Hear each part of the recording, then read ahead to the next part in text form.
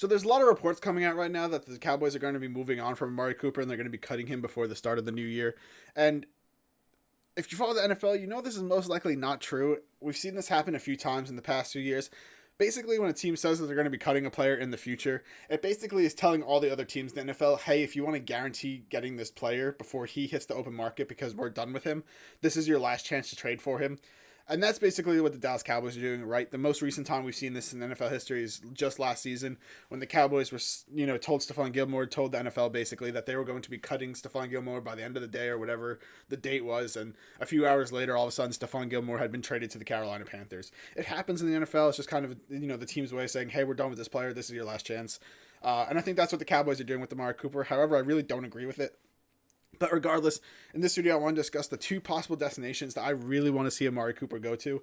One of them I'm a little biased in, right? The team I root for. And the other one, it's the same reason, basically. So I'm going to be talking about both teams. And those two teams are the New York Jets, my New York Jets, and then the Jacksonville Jaguars, right? The teams that had the number 1, number 2 overall picks last season in the NFL draft. And they went with quarterbacks, young quarterbacks, Zach Wilson and Trevor Lawrence.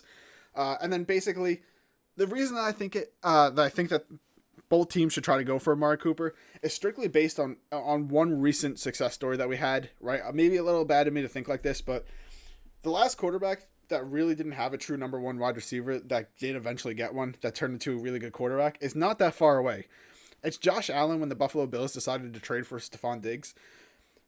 Right, Josh Allen, he was on the come up. He was having, you saw the positives in him, but he hadn't become a great quarterback in the NFL when the Buffalo Bills decided to go out that offseason and trade for a disgruntled Stephon Diggs from Minnesota.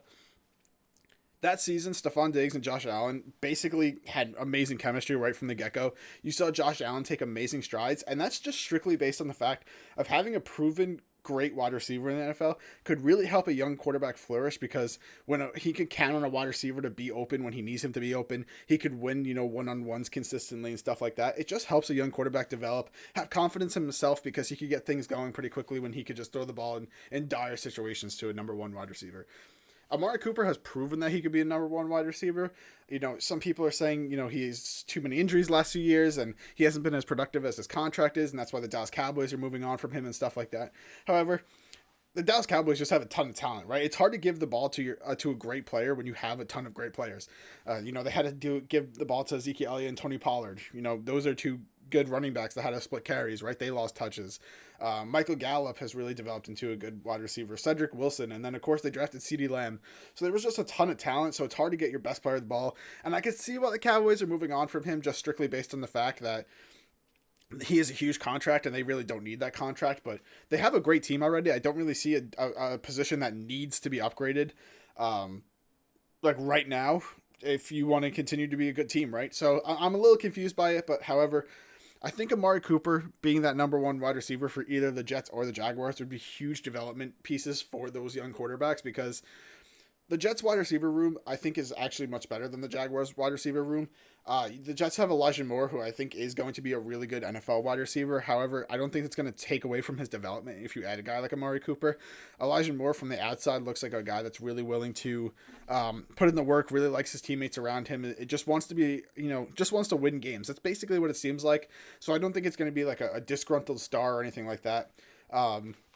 With Elijah Moore. And then the Jets went out and signed Corey Davis last season. They wanted him to be, a good piece, a good wide receiver piece to help their young quarterback. And he didn't have the greatest first season as a Jet. In his season, he's really never, or in his season, in his career, he never really struggled with drops. However, right out of the get-go with the New York Jets, he had 5 drops in the first 2 games, and it just kind of continued through those first few games, but he finally found a good streak where he was, kind of settling in, and then he got injured, and then he came back from injury and got injured even worse, and then was out for the season, so a little bit of a rough season, but adding a guy like Amari Cooper, right, I think Corey Davis is a really good wide receiver, I think Elijah Moore is a really good wide receiver, I think they're going to continue to develop, and that's going to be, based on Zach Wilson and stuff like that as well, but adding another wide receiver in there like Amari Cooper is just going to boost everybody. It's going to make Corey Davis better, it's going to make Elijah Moore better, and it's going to make Zach Wilson better.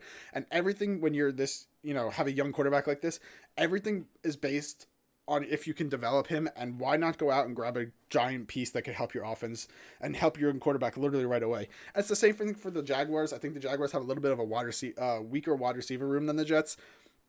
So actually, I think they might need Amari Cooper more than the Jets do. just because, you know, they have DJ Chark. He missed a majority of last season due to injury. And then besides him, they don't really have a great number one wide receiver, right? Laquan Treadwell, he had a really good season.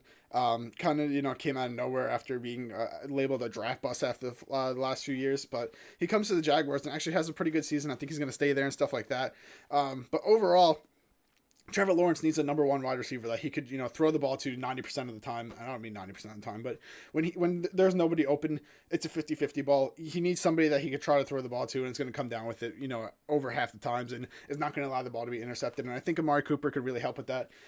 There's a lot of reports linking Amari Cooper to maybe Miami to, you know, pair up with Jalen Waddle because Miami is Amari Cooper's hometown and stuff like that. I could potentially see that, but in a dream scenario and things that I think would work out for, you know, both Amari Cooper and the team that he's getting put on, I think the Jets and the Jaguars are the two best teams and two dream scenarios in my head, right? A little biased for the Jets, right?